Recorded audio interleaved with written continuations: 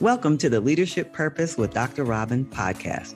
I'm your host, Robin L. Owens, PhD, and this is where we dive in each week to give advice, tools, and tips for high-achieving, purpose-minded women who've written nonfiction books and want to amplify their message beyond the book.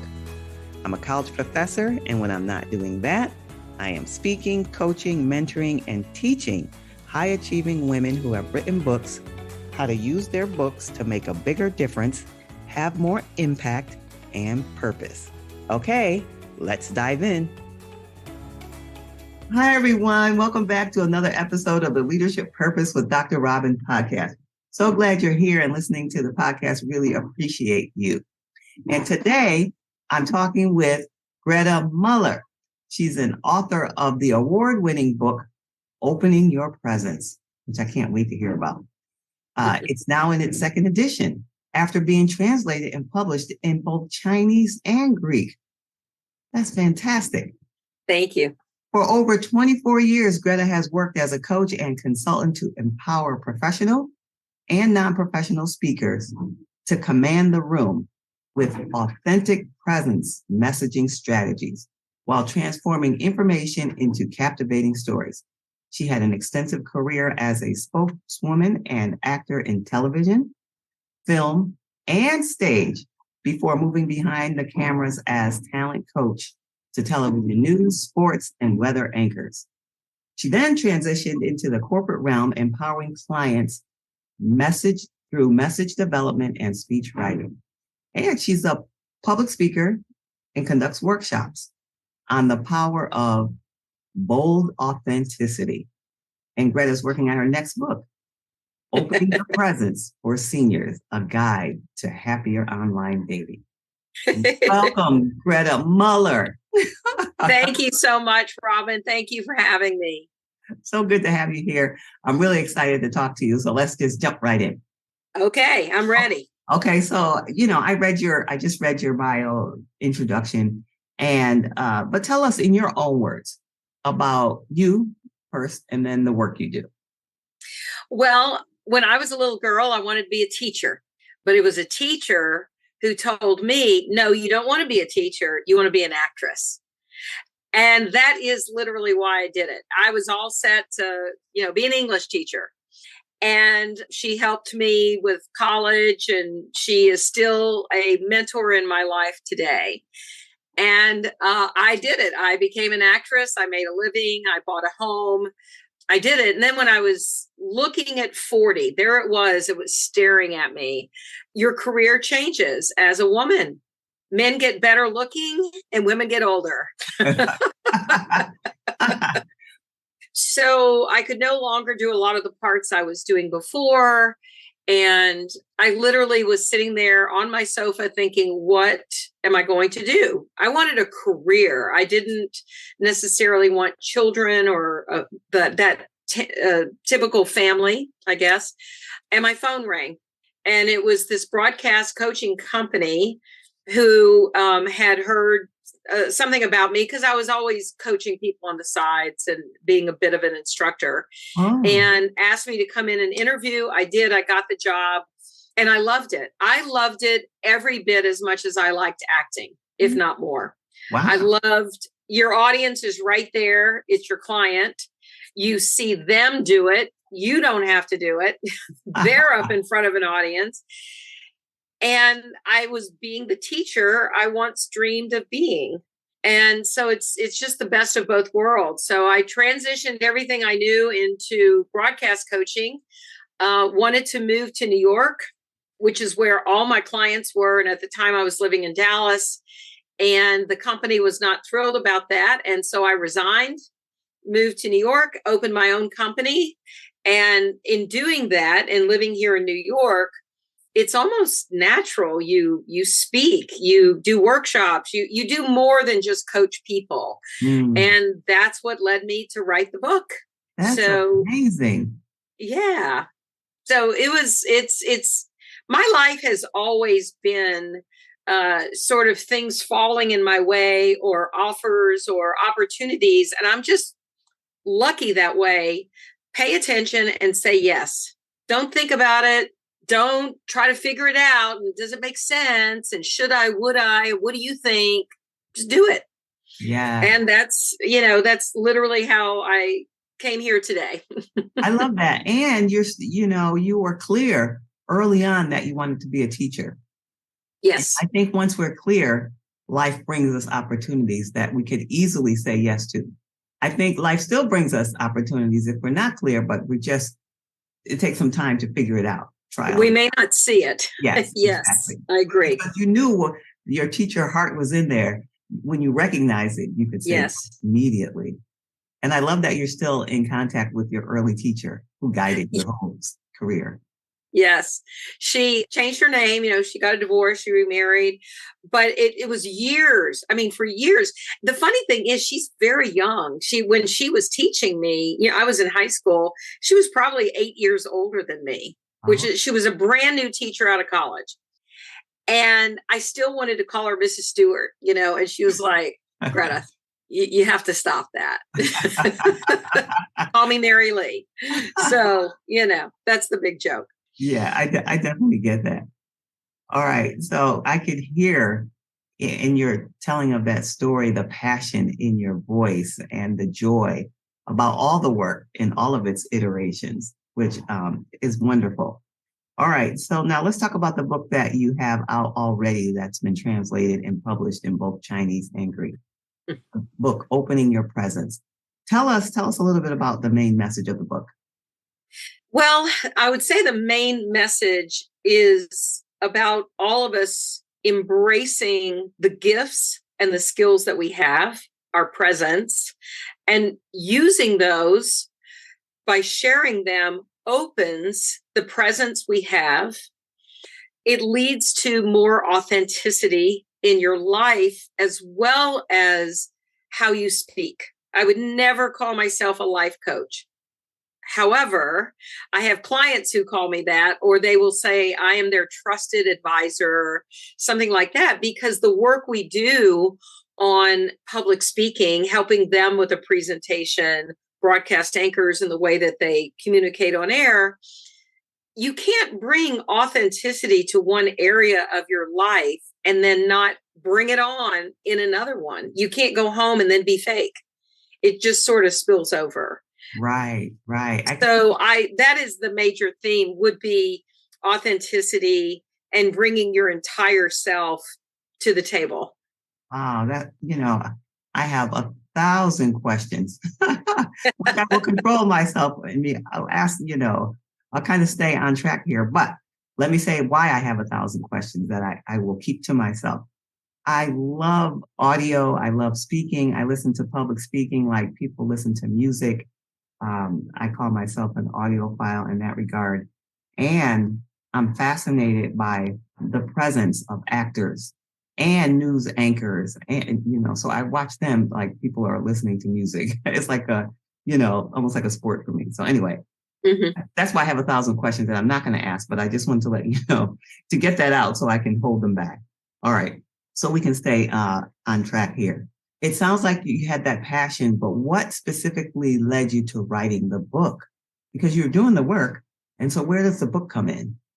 It's funny. I was coaching. I was doing it. I had Fortune 500 clients as well as private clients. I was doing it.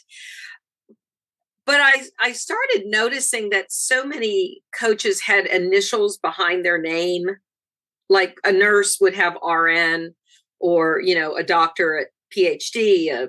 Anyway, I wanted that credibility. And so I started looking into degrees or coaching certifications. And I want to name no one, and I do not in any way criticize somebody who gets certified as a coach.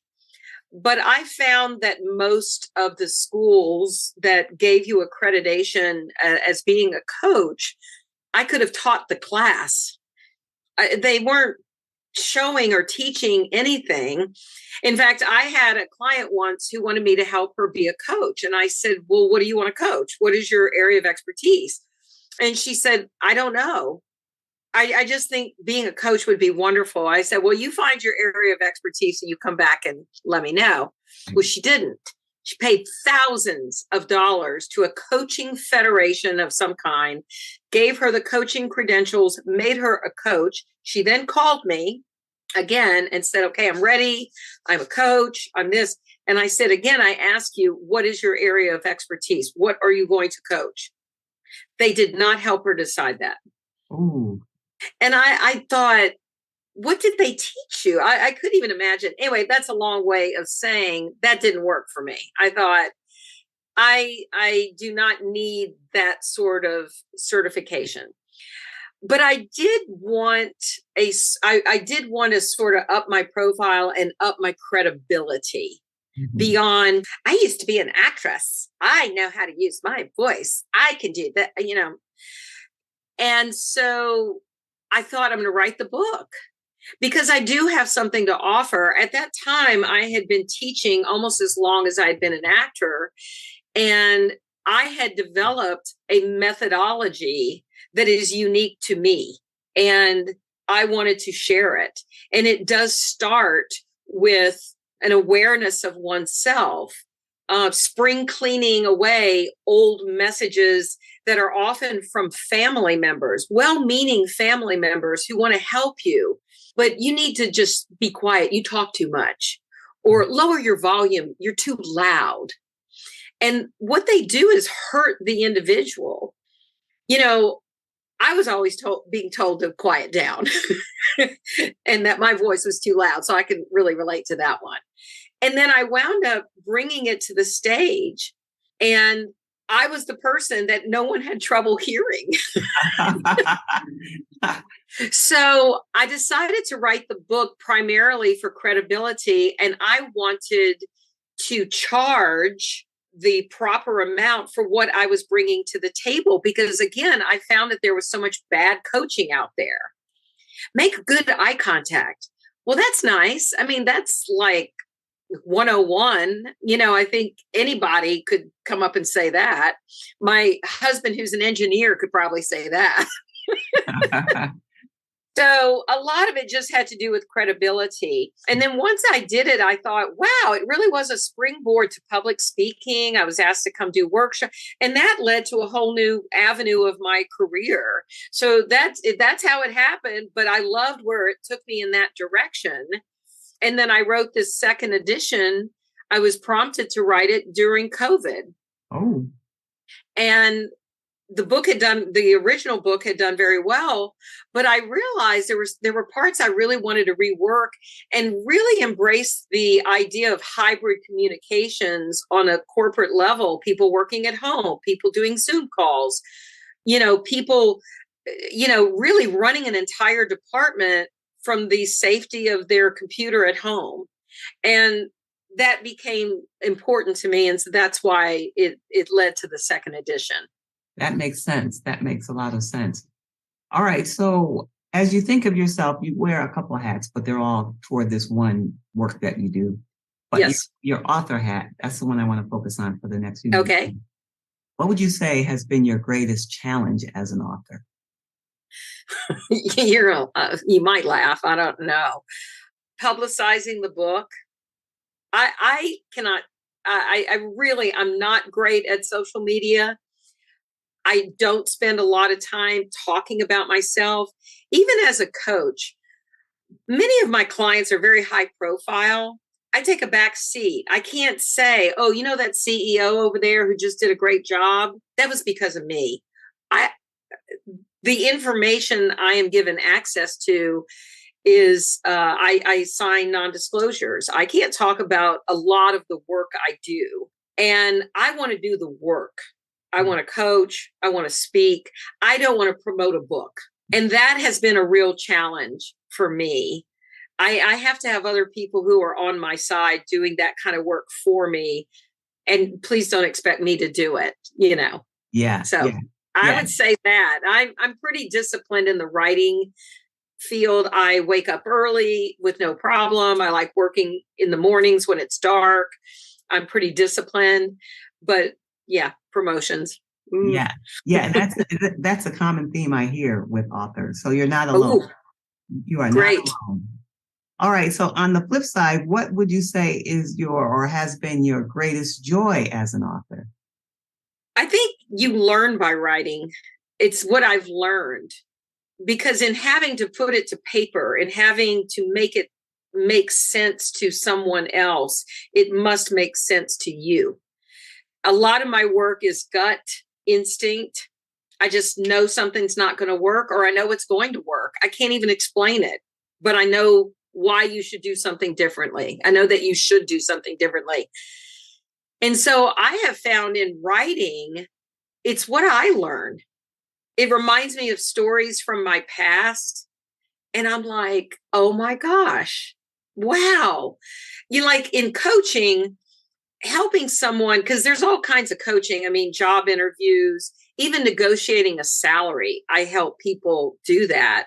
And listening to an executive have trouble requesting a raise, how to do the approach. And it's out of fear. Oh, I might be fired. Oh, they might know I want more money. Ooh, okay, I do that. I have that. And then you help someone else do it. It's like, okay, well, I'm not alone on that one. Right. That's right. That's right. And so it works together.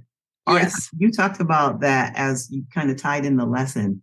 Any other lessons from the experience of the book or yourself as an author? There's almost, I'm going to say almost too many to mention. I The understand. discipline of doing it, Mhm. of saying, in the first book, especially, I gave myself a timeline. It was going to be published by this date. I had an appearance to speak at a convention or something, and I wanted to take the books with me for that event. And so I put myself on a schedule. I did it. And you have that major sense of, wow, I can do anything. If I can make that happen, I can do anything. So I think it's that, Yeah. and accepting the gifts that come along, like being translated into 2 languages. I was approached by the publishing company in Greece. They contacted me. We read your book. We saw it on Amazon. We want to translate it.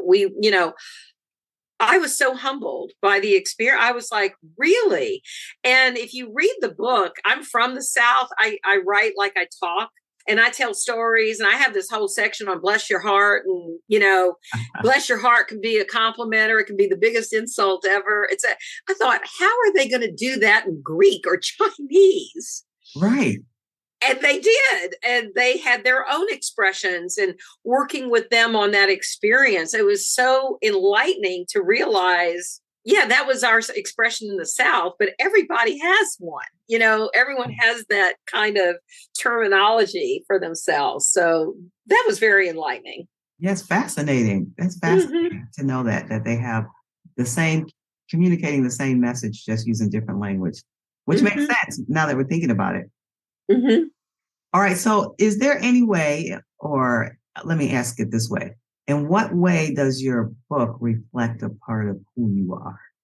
Oh, in every way. Because even in coaching, I find the best way to get to a client is letting them know when it's true. I never lie.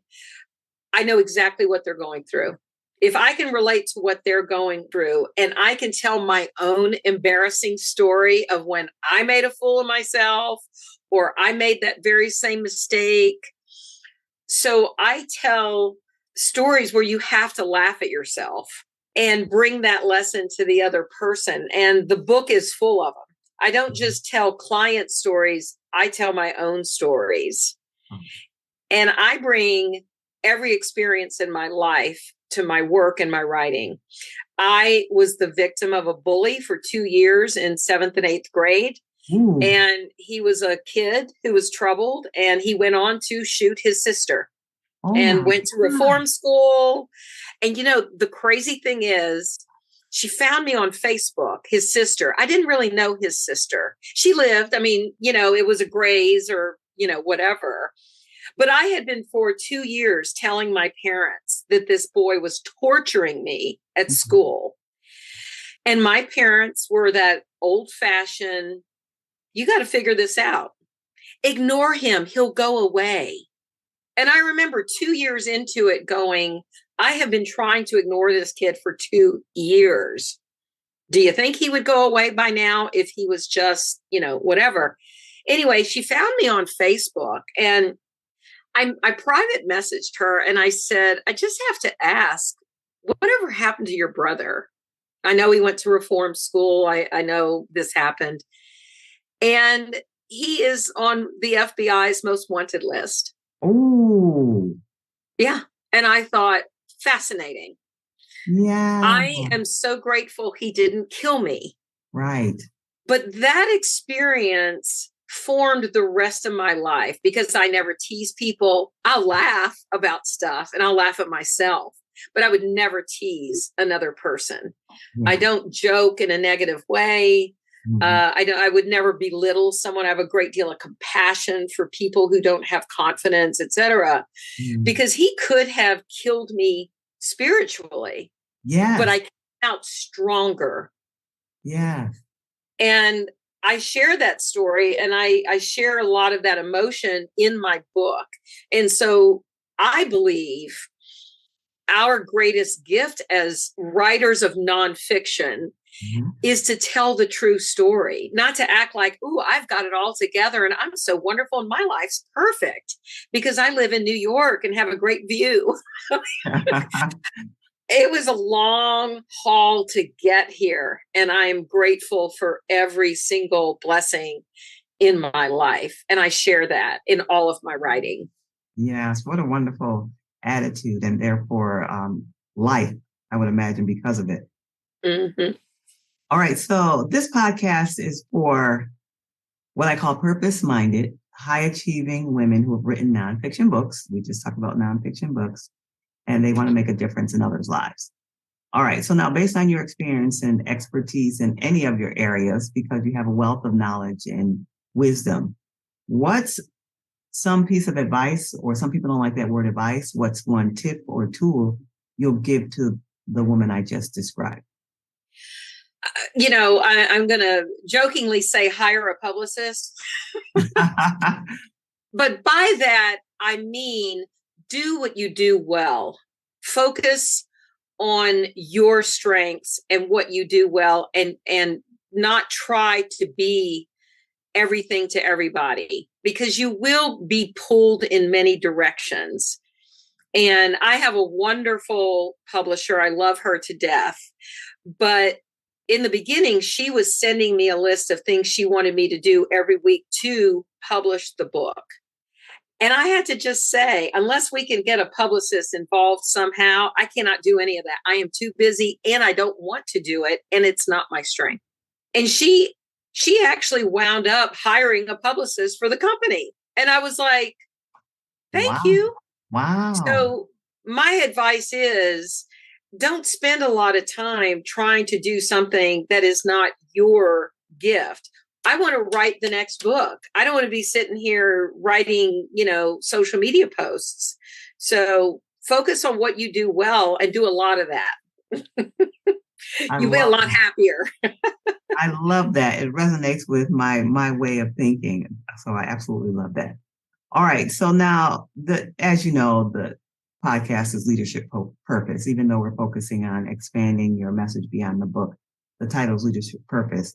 So is the idea of having a sense of purpose in your work important to you? If so, why? If not, why not? Oh, absolutely.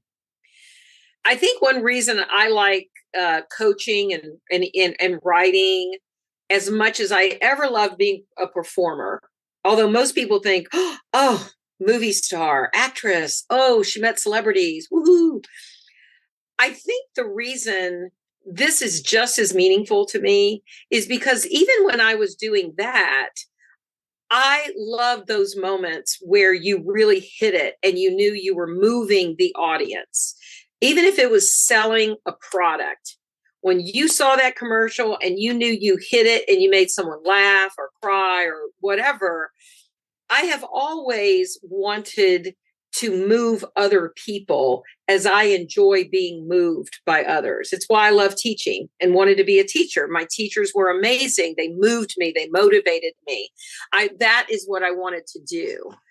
And so whatever you do, as you mentioned, my next book is Opening Your Presence for Seniors, Happier Online Dating, because I did it in my as a senior. And I was shocked by how bad people were at it. I'd get these dates and I felt like, oh my God, I just wanted to coach this poor man and help him have a better date because he was terrible at it. And I just thought it's all the same. It is a focus of being who you are in a very purpose-driven way. Like these guys were just lonely and just wanted to be with somebody, where I was after a fantastic relationship. I told my husband, my now husband, I want amazing. If you can't make my life better, if we cannot improve each other's life, why bother? I've got a great life. I love my life. Let's do that. And he was like, oh my God, amazing. I'll try. and so, yes, I think purpose driven, whatever it is, gets us there faster. You can stumble on things, but when you have a purpose, it gets you there a lot faster, even if it's only to find that's not what I want. Right. And I can change my mind. Yes. Getting clarity along the way. Yes, absolutely. Now, I have to ask, did you meet your husband through the online dating? I did. And if you would have told me I was going to, I would have laughed. I did it as a sign to the universe. I will do whatever it takes to make this happen because I want wonderful. I want a great relationship. And I didn't. I had done it before. I'd done it periodically through my life, and I was divorced, and, I really wanted to do it right and get it right and have this wonderful relationship, but I wasn't meeting anybody, and I'm not going to date a client. So, I decided to give it a try, but I decided to do it differently than I had ever done it before. And it worked. Not only did I meet somebody, that's a fluke. I mean, that's up to the universe. I enjoyed it. Even when it was a bad date, I could enjoy it and laugh because I knew this wasn't the one. Right. Instead of being angry, it wasn't the one. At the end of the evening, I could wish him well. I could go on my way and bless him and bless myself. Okay, another one off the list. Next. I did not have a second date. Did I? I had one second date with a guy. But the minute I met Carmelo, I knew. I didn't know we'd move in together and, form a partnership. But I knew I wanted to see him again. And then after the whole experience, I thought opening your presence can be applied to anything. Yeah. And I thought, I think this is a market. I think people, it's not just about selling books, but I think seniors need help. Yeah. You hear these stories. Women are sending money to some unknown guy they've never even met, and they're emptying their bank account to buy love. Are you kidding me? Yeah. So I think there's a message there. So. Yeah, there definitely is. And you saw the need yourself. And so you did the work to meet that need, which is the mark of a true entrepreneur. And good for you. Just one more question about the book, about this second book. You mentioned there was one thing that people weren't doing right and you could coach them. What's one strategy that you thought helped overall for them or for you, or something that is helpful in the search online? Okay, and I'm sorry, I want to make sure I understand the question. Are you talking about the dating book, or are you talking about the dating book? Sorry, the dating book. Okay, the one thing I found that most people did was they did not have as you said, an objective, a purpose. They just wanted to meet someone and stop being lonely. They didn't have a true sense of the kind of person they were looking for.